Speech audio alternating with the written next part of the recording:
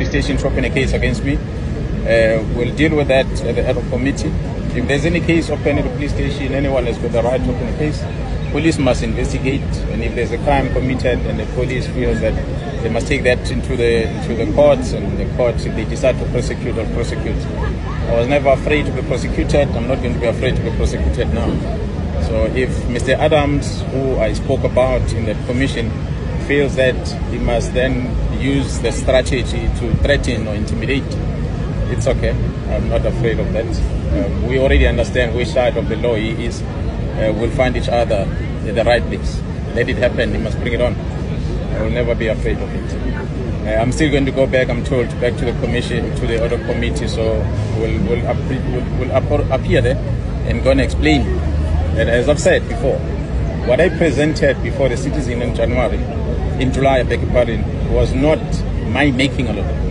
It was the South African Police Service members, hardworking men and women, who are frustrated. And I'm sure as we are watching what's happening in the commission, you get to hear more and more police officers talking about the frustrations. So I said in my presentation, I've said in my statement, what I'm talking about is information I have.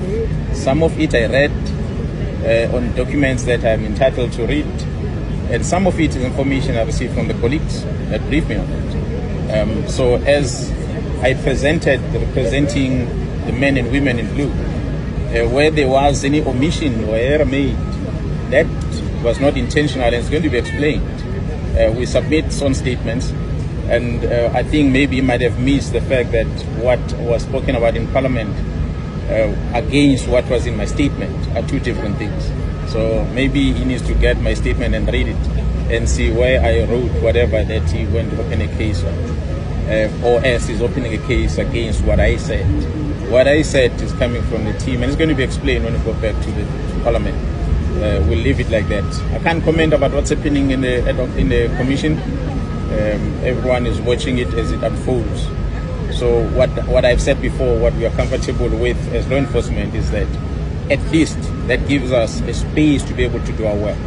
Because all what we are crying for is an opportunity for us to do our work. So as we do our work and be allowed to do our work, that's the only opportunity that we are crying for. So at least we are seeing some activities happening now.